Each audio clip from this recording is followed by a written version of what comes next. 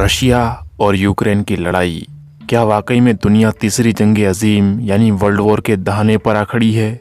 आखिर ऐसी तो कौन सी वजह है जिनके कारण रशिया ने यूक्रेन के एयरपोर्ट पर हवाई जहाज़ों से बम दाग दिए? इसके कुछ दिनों पहले ही रशिया ने 1 लाख से ज्यादा फौजियों को यूक्रेन के बॉर्डर पर भी तैनात कर दिया था। जी हाँ, 1 लाख फौजी, यानी रशिया फुल जंग के मूड में है। लेकिन यूक्रेन, उसकी इस जंग पर क्या पेशकदमी है? क्या इतना छोटा सा यूक्रेन इतने बड़े देश रसिया से टक्कर ले भी सकता है? इतने दिनों से जंग के नगाड़े तो बज ही रहे थे, लेकिन क्या रूस का यूक्रेन के एयरपोर्ट पर मिसाइल दागना ये तीसरे वर्ल्ड वॉर के ताबूत में आखिरी कील साबित होगी? क्या लड़ाई सिर्फ रशिया और यूक्रेन इन 2 देशों की ही है? अगर जंग की आग भड़की तो इसमें कौन कौन से देश झुलसेंगे? और हमारे भारत का इस जंग से क्या लेना देना है? भारत किसके साथ खड़ा होगा, रशिया या यूक्रेन? किस देश के साथ खड़े होने पर भारत को कितना नुकसान और कितना फायदा उठाना पड़ सकता है, यही सब आज आपको बताएंगे इस वीडियो में, सो इसे पूरा जरूर देखें। दोस्तों, रशिया और यूक्रेन की लड़ाई सिर्फ सरहदों तक ही सीमित नहीं है, यानी ये सरहदी मामलों की लड़ाई नहीं, बल्कि अगर हालात के मद्देनजर देखा जाए तो यूक्रेन की मुसीबत कुछ ज्यादा है, क्योंकि रशिया तकरीबन उस पर कब्जा कर ही लेगा। यानी यूक्रेन दुनिया की सफाई हस्ती से ही गायब हो सकता है। अमेरिका और दूसरे यूरोपियन देशों ने रशिया को धमकी दी है कि अगर उसने यूक्रेन की तरफ मैली निगाह से देखा तो हम सारे यूरोपियन देश मिलकर रशिया का गेम बजा डालेंगे। इस तरफ चीन ने यूक्रेन और यूरोपियन देशों के खिलाफ रशिया के साथ खड़ा होना पसंद किया। मतलब रशिया और यूक्रेन के अलावा भी दुनिया के सारे बड़े देश किसी एक की पीठ बनकर लड़ने को तैयार बैठे हैं। और इसलिए तो ये कहा जा रहा है कि अगर रशिया खुलेआम जंग पर उतर आता है तो रशिया का ये कदम दुनिया को तीसरी जंग अजीम यानी वर्ल्ड वॉर 3 की भट्टी में झोंक सकता है। लेकिन असल बात यह है कि आखिर दोनों के बीच इस लड़ाई की क्या वजह है। सो इसे जानने के लिए हमें रशिया और यूक्रेन के इतिहास के पन्ने पलटने होंगे। इस जंग की शुरुआत हुई थी साल 1991 में, जब यूएसएसआर नाम के संगठन को या सोवियत यूनियन को टुकड़े टुकड़े करके 15 अलग अलग देशों में बांट दिया गया था और गैर फितरी लकीरें खींचकर इनको आपस में सरहदी देशों के रूप में डाल दिया गया था। इनमें से सबसे बड़ा देश रशिया था और इन्हीं 15 देशों में से एक देश यूक्रेन भी था। इन सबको साल 1991 में अलग कर दिया गया था। साल 1991 से पहले ये 15 देश यूएसएसआर संगठन के नाम से जाने जाते थे। अगर सीधी बात की जाए तो रशिया, यूक्रेन और इन 15 देशों की कहानी हमारे भारत, पाकिस्तान और बांग्लादेश जैसी ही है। जैसे 1947 से पहले ये तीनों देश एक ही हुआ करते थे और 1947 के बाद इनके टुकड़े तो हुए, लेकिन सरहदी कशमकश और लड़ाइयाँ आज भी जारी है। हूबहू यही मसला रशिया और यूक्रेन के बीच में दरपेश है। तो यूक्रेन और रशिया को अगर फिर से जोड़ दिया जाए, क्या तब जाकर ये लड़ाई रुक सकती है? जवाब है हरगिज नहीं, क्योंकि यूक्रेन शुरू से ही रशिया का हिस्सा था ही नहीं, बल्कि साल 1921 में रशिया के लेनिन की रेड आर्मी नाम की फौज ने यूक्रेन पर नाहक कब्जा कर लिया था। इसके अगले ही साल इस साम्यवादी रशियन इनकलाब के बाद साल 1922 में यूएसएसआर संगठन की स्थापना की गई, जो कि एक संगठन था 15 अलग अलग समाजवादी साम्यवादी देशों का। उस वक्त इनमें से एक देश था यूक्रेनियन सोवियत सोशलिस्ट रिपब्लिक। तो सवाल यहाँ पर ये उठता है कि 1922 से पहले यूक्रेन क्या था?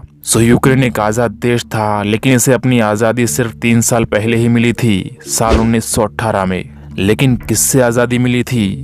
इसे आज़ादी मिली थी रूस या रशियन सल्तनत से। वही रशियन सल्तनत जिसे साल 1917 में उसी के रशियन इनकलाबियों ने ख़त्म कर दिया था। यानी यूक्रेन पहले रशियन एम्पायर के कब्जे में था, जहां से इसे 1918 में आज़ादी मिली। बाद में जिन लोगों ने रशियन सल्तनत को ख़त्म किया था, उन्हें इनकलाबियों ने वापस जाकर यूक्रेन पर कब्जा कर लिया और यूएसएसआर में शामिल कर लिया। अगर हम रशियन एम्पायर के भी पहले के इतिहास पर नजर डालें तो पता चलता है कि एक दौर में रशिया और यूक्रेन एक ही सल्तनत का हिस्सा हुआ करते थे, जबकि दूसरे दौर में यूक्रेन लिथुएनियन या पोलिश सल्तनत का हिस्सा हुआ करता था। लेकिन अभी इतिहास की गहराइयों में जाने का कोई मतलब नहीं। सो बढ़ते हैं हमारे टॉपिक की तरफ। अब इस लड़ाई की सारी परेशानी की जड़ है यहाँ के लोगों के दिलों में बसी भावना, जो कि एक तरह से गलत बिल्कुल नहीं। कौन अपने वतन से मोहब्बत नहीं करता और कौन नहीं चाहता कि उसका वतन दुनिया में एक आजाद मुल्क बनकर रहे? जी हाँ, लड़ाई झगड़े की एक वजह है यूक्रेनियन नेशनलिज्म की भावना या यूक्रेन के लोगों की वतन परस्ती सोच। यूक्रेन एक अलग और आजाद देश है,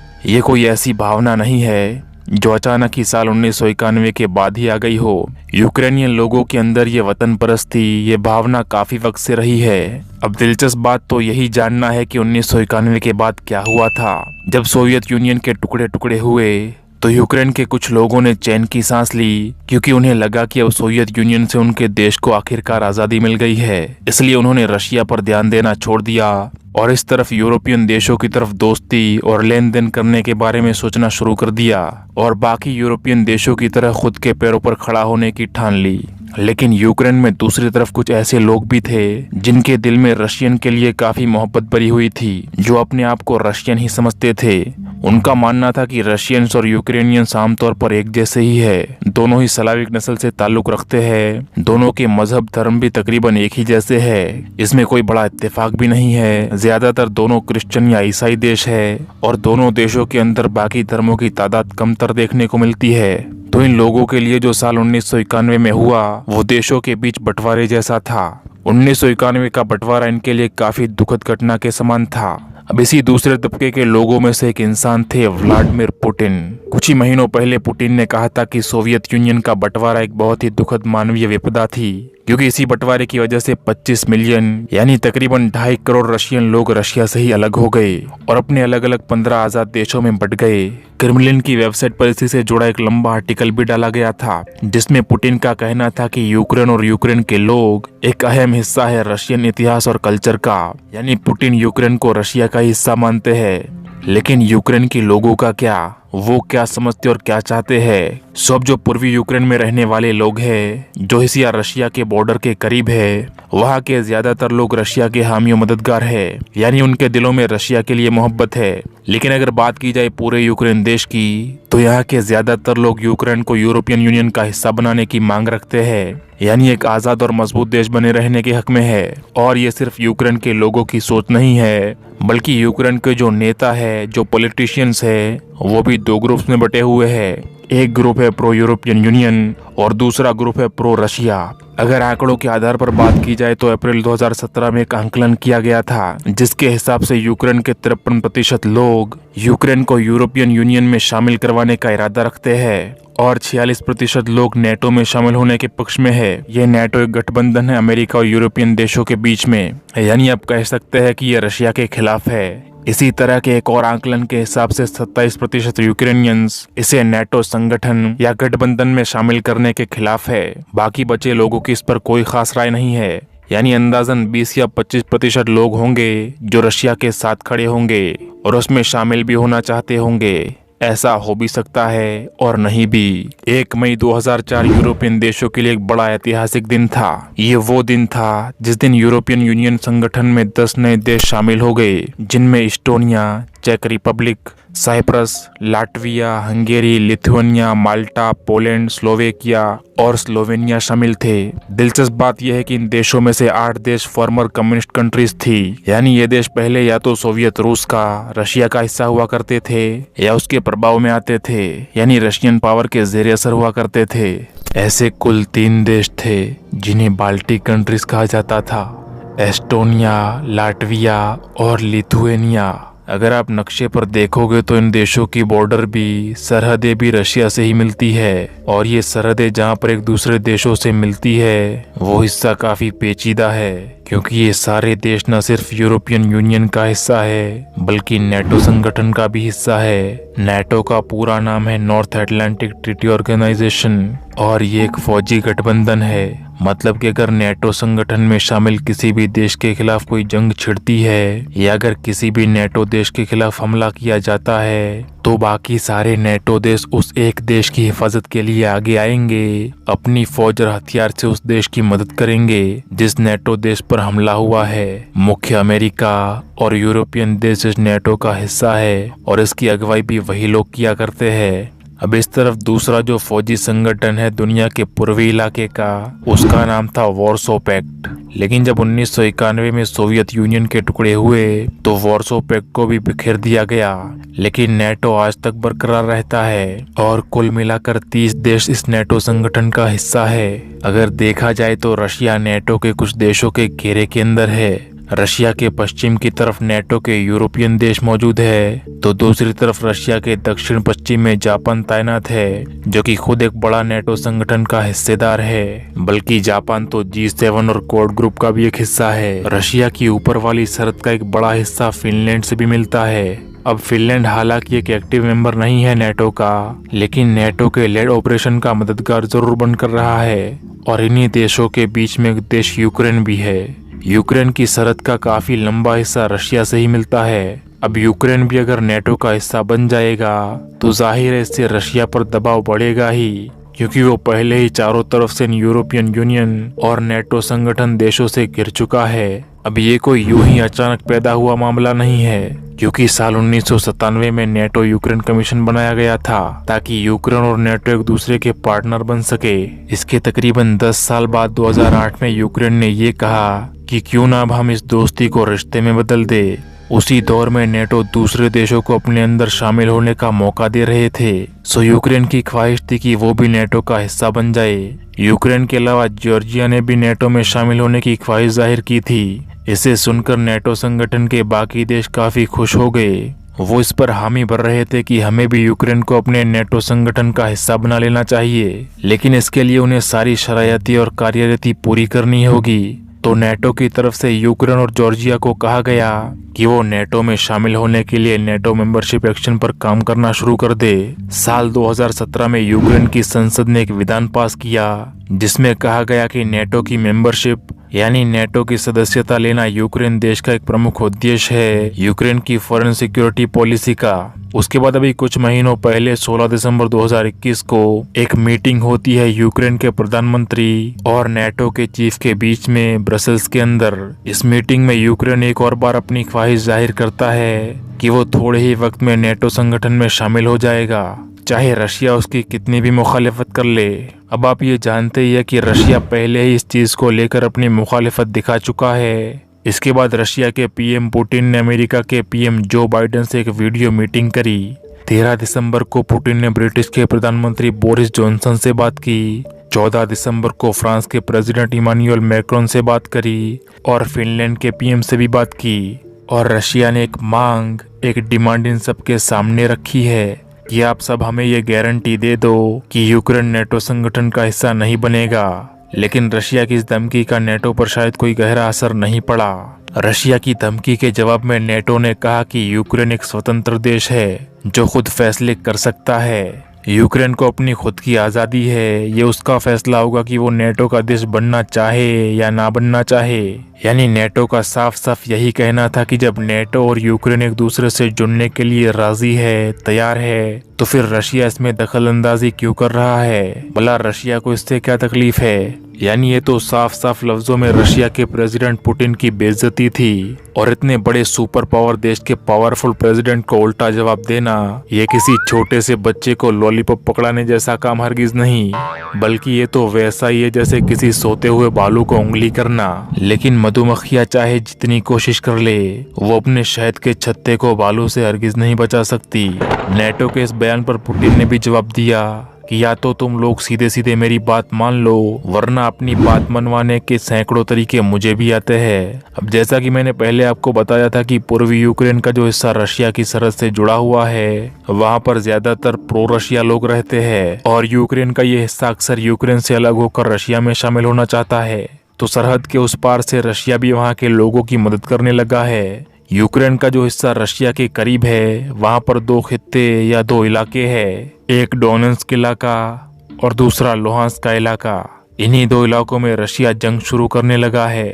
इसी इलाके में लड़ाई की वजह से अब तक 14,000 से ज्यादा लोग मारे जा चुके हैं। और ऊपर से रशिया का ये कहना है कि पूर्वी यूक्रेन में यूक्रेन खुद अपने लोगों का नरसंहार करने लगा है। तो दोस्तों, ये थे आज तक पेश आने वाले वाकयात। अब बात करते हैं आज के मौजूदा दौर की। यूक्रेन के प्रो रशिया या यूक्रेन के पूर्वी इलाके में रशिया से जुड़ने की ख्वाहिश रखने वाले लोगों की इतनी मदद करने के बावजूद रशिया ने देखा कि यूक्रेन और नेटो एक दूसरे से जुड़ने की जिद लगाए बैठे हैं और जुदा होने को तैयार ही नहीं हो रहे। तो इसी वजह से अब रशिया ने यूक्रेन के सामने फौजी अड्डे बनाना शुरू कर दिया है। यूक्रेन की पूर्वी सरहदों के करीब रशिया ने 1 लाख से ज्यादा फौजियों को तैनात भी कर दिया है। बड़े बड़े टैंक भी तैयार है। मिसाइल्स भी यूक्रेन को टारगेट करके सेट कर दी गई है। न सिर्फ पूर्वी सरहद पर बल्कि दक्षिण और दक्षिण पूर्व बॉर्डर पर भी यही हाल है। यानी यूक्रेन से जंग करने के लिए रशिया न सिर्फ तैयार बल्कि बेताब भी है। अब यहाँ पर आपके दिमाग में ये सवाल जरूर आ रहा होगा कि क्या वाकई जंग हो सकती है? रशिया क्या सिर्फ जंग करने की धमकी दे रहा है या उसमें ये सब कर दिखाने की हिम्मत भी है? इस दौर में रशिया यूक्रेन पर हमला करके इसे कब्जे में ले भी सकता है। क्या आज के दौर में ऐसा करना मुमकिन है? तो इसका जवाब है कि ऐसा करना न सिर्फ मुमकिन है बल्कि रशिया ऐसा कर भी चुका है। साल 2014 में क्रीमिया पर कब्जा करके, क्रीमिया यूक्रेन के दक्षिण का एक इलाका है, ठीक उसी तरह से जैसे हमारे भारत के नीचे श्रीलंका है। दरअसल बात ये थी कि साल 2013 में यूक्रेन यूरोपियन यूनियन में शामिल होने वाला था। यूरोपियन यूनियन ने यूक्रेन से कहा था कि कुछ शरायतें हैं जिन्हें पूरा कर लो, जिसके बाद हम तुम्हें यूरोपियन यूनियन में शामिल कर लेंगे। इनमें से एक शर्त ये थी कि यूक्रेन को दिखाना पड़ेगा कि वो एक डेमोक्रेटिक यानी लोकतांत्रिक देश है जहां पर लोगों को हर चीज की आजादी दी जाती है। दूसरी शर्त थी कि यूक्रेन के ओपोजिशन यानी विपक्ष की लीडर यूलिया टिमोशेंको को यूक्रेन की जेल से आजाद कर दिया जाए। अब यूक्रेन की संसद के ज्यादातर सभ्यों ने इस पर हामी भर दी और यूरोपियन यूनियन की इन शरायतों को पूरा करने के लिए तैयार हो गए। जल्द ही एक एसोसिएशन एग्रीमेंट यानी करार साइन किया जाना था। लेकिन दूसरी तरफ से रशिया इस चीज को होने से रोकने के लिए बहुत दबाव डाल रहा था। रशिया ने यूक्रेन पर दबाव बनाने के लिए कस्टम रेगुलेशन यानी यूक्रेन से व्यापारी लेन देन बदल दिए। यूक्रेन से रशिया में जो चीजें व्यापार के लिए लाई जाती थी उन पर पाबंदी लगा दी, बंद करवा दी। पुतिन ने यूक्रेन को धमकी दी कि अगर यूक्रेन यूरोपियन यूनियन का हिस्सा बनता है तो हमसे जुड़े व्यापार तो दूर की बात है, हम यूक्रेन पर कहर बनकर टूट पड़ेंगे, जैसा कि फिलहाल हो ही रहा है। लेकिन अगर यूक्रेन यूरोपियन यूनियन में शामिल होने से मना कर देता है तो हम इसके बदले में यूक्रेन को इनाम देंगे। इनाम के तौर पर रशिया ने यूक्रेन को $15 बिलियन का लोन देने की पेशकश की। मतलब रशिया ने तो यूक्रेन को नई नवेली दुल्हन समझ के रखा था। साथ ही साथ सस्ते दामों में ज्यादा से ज्यादा गैस सप्लाई करने की भी ऑफर पेश की। और उस वक्त के जो प्रेसिडेंट थे यूक्रेन के, विक्टर यानुकोविच, उन्होंने पुतिन के दबाव के अंदर आकर घुटने टेक दिए और यूरोपियन यूनियन के साथ जो एग्रीमेंट या करार वो साइन करने वाले थे वो उन्होंने साइन करने से मना कर दिया और यूरोपियन यूनियन से करार करने का इरादा तितर बितर कर दिया गया। अब जो यूक्रेन की आम जनता थी वो ये सब होता देखकर गुस्से में आ गई। यूक्रेन की आवाम को लगा कि हमारे देश को रिश्वत खिलाई जा रही है और हम रशिया के सामने घुटने टेक रहे हैं। सो इसी का विरोध करने के लिए 21 नवंबर 2013 को हजारों स्टूडेंट्स इकट्ठा हुए और रशिया और अपने प्रधानमंत्री के फैसलों के खिलाफ प्रदर्शन करने लगे। 30 नवंबर को यूक्रेन की सरकार ने इन इनकलाबियों को भगाने के लिए हथियार का, हिंसा का उपयोग किया। लेकिन ऐसा करने से इनकलाबी भागे तो नहीं बल्कि और ज्यादा गुस्सा हो गए। रशिया के खिलाफ यूक्रेन में प्रोटेस्ट, प्रदर्शन और इनकलाब और ज्यादा बड़ा होने लगा। 16 जून 2014 को यूक्रेन के प्रधानमंत्री ने कुछ काले कानून पास किए जिनमें बोलने की आज़ादी, ज्यादा तादाद में इकट्ठा होने की आज़ादी और कुछ एनजीओस की हलचल पर पाबंदी लगा दी गई। इस इनकलाब को रोकने की कोशिश की गई और वैसे ये काले कानून बड़े अलोकतंत्र ढंग से बनाए गए थे। यूक्रेन की संसद में इन कानून को पास करते वक्त सिर्फ हाथ दिखाकर मतदान किया गया था। संसद सभ्यों की कमेटी को कुछ नहीं दिखाया गया। एमपीज को ये कानून पढ़ने या समझने ही नहीं दिए गए। हूबहू वैसे ही जैसे कुछ दिनों पहले हमारे भारत में काले कृषि कानून लगाए गए थे। खैर इन सब की वजह से यूक्रेन में फिर एक बड़ा इनकलाब हुआ साल 2014 में। इस इनकलाब को द रेवोल्यूशन ऑफ डिग्निटी नाम भी दिया जाता है। यूक्रेन के लाखों लोग सड़कों पर उतरे उन्हीं की सरकार के खिलाफ विरोध प्रदर्शन करने के लिए। विरोध प्रदर्शन करने वालों की ये मांग थी कि यूक्रेन के प्रधानमंत्री इस्तीफा दे। इसके अलावा यूक्रेन के प्रधानमंत्री पर करप्शन के कई आरोप भी लगाए गए थे और फरवरी 2014 में यूक्रेन के प्रधानमंत्री ने अपने ही लोगों को और ज्यादा हिंसा से जवाब दिया, जिसकी वजह से जो विरोध प्रदर्शन थे वो अब दंगों फसाद में बदल गए, जिसमें 100 से भी ज्यादा प्रदर्शनकारी मारे गए और यूक्रेन के 18 पुलिस अफसर की भी मौत हो गई। और आखिरकार इन सब चीजों के होने के बाद यूक्रेन के प्रधानमंत्री विक्टर यानुकोविच को इम्पीच कर दिया गया। उन्हें दोषी ठहराया गया, यूक्रेन की सरकार को बिखेर दिया गया और सत्ता छीन ली गई। दोबारा से इलेक्शन यानी मतदान किया गया। और यूक्रेन के नए प्रधानमंत्री बने पेत्रो पोरोशेंको, जिन्होंने 27 जून 2014 को यूरोपियन यूनियन के साथ एसोसिएशन एग्रीमेंट यानी करार भी साइन कर लिया, जिस वजह से पुतिन की सारी उम्मीदें टूट गई, क्योंकि पुतिन ने बहुत कोशिश की यूक्रेन को अपने साथ मिलाने की। $15 बिलियन का लोन, सस्ते गैस के दाम और यूक्रेन के पुराने प्रधानमंत्री के नखरे सहे। ये सब करने के बाद भी पुतिन के हाथ कुछ न लगा, क्योंकि यूक्रेन की जनता को पुतिन कंट्रोल नहीं कर सकते थे। जनता ने विरोध प्रदर्शन किए, इनकलाब किया, अपने प्रधानमंत्री को सत्ता से उखाड़ फेंका और नए प्रधानमंत्री को सत्ता पे बिठाया, जिन्होंने यूरोपियन यूनियन के साथ करार साइन कर लिया। इस बात पर पुतिन को बहुत गुस्सा आया। पुतिन को दिख रहा था कि यूक्रेन पर से उनका दबदबा धीरे धीरे हट रहा है। इसलिए इसके कुछ हफ्तों पहले ही मार्च 2014 में रशिया ने यूक्रेन के दक्षिणी इलाके क्रीमिया में अपनी फौज भेजी और उस पर कब्जा जमा लिया। क्रीमिया का इलाका यूक्रेन के लिए बहुत ही खास राज्य था और इस राज्य को यूक्रेन ने एक आज़ाद देश की तरह सारे अधिकार दिए हुए थे, यानी क्रीमिया खुद से अपना इंपोर्ट एक्सपोर्ट बिजनेस और फैसले ले सकता था। लेकिन साल 2014 में रशिया ने अपनी आर्मी भेजकर पूरे क्रीमिया पर कब्जा कर लिया। नाटो, यूरोपियन यूनियन और बाकी दुनिया देखती रह गई। जाहिर है रशिया से भला कौन टक्कर लेना चाहेगा। अब रशिया के क्रीमिया पर कब्जा करने के बाद यूक्रेन ने इसके जवाब में सिर्फ इतना कहा कि यह अंतर्राष्ट्रीय कानून का उल्लंघन है। रशिया में क्रीमिया पर कब्जा करने के बाद वहां पर एक जनमत संग्रह या लोकमत करवाया गया, क्योंकि रशिया ये कहना चाहता था कि देखो, हम क्रीमिया पर कब्जा नहीं कर रहे, बल्कि हम यहाँ पर सिर्फ अपनी फौज भेजकर यहाँ के लोगों से पूछेंगे कि वो लोग क्या चाहते हैं। क्या वो रशिया के साथ जुड़ना चाहते हैं या फिर यूक्रेन के साथ ही रहना चाहते हैं। अब क्रीमिया के लोगों का जो ऑफिशियल लोकमत था वो ये बताता था कि क्रीमिया के 97% लोगों ने रशिया से जुड़ने के हक में अपना मत डाला और इस पर यूक्रेन में रहने वाले सारे लोगों में से तकरीबन 83% लोगों ने मतदान किया। लेकिन रशिया ने क्रीमिया में जो लोकमत करवाया था, किसी भी अंतर्राष्ट्रीय एजेंसी ने इस पर अपनी हामी नहीं भरी थी और इसे गैर कानूनी ही माना जाता है। यूनाइटेड नेशंस का मानना है कि क्रीमिया आज भी यूक्रेन का ही हिस्सा है।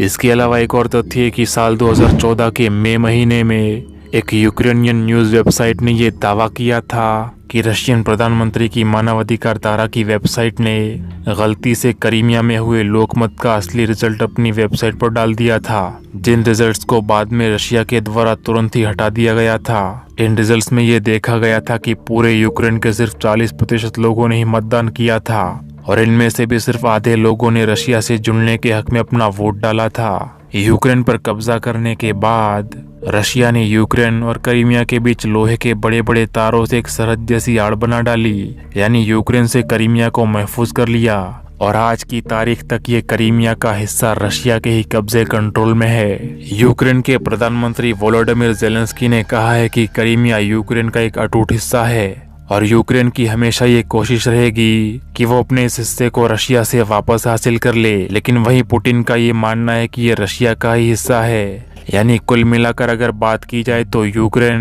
नाटो और यूरोपियन यूनियन ये तीनों एक साथ मिलकर रहना चाहते हैं और पुतिन ये होने नहीं देना चाहते।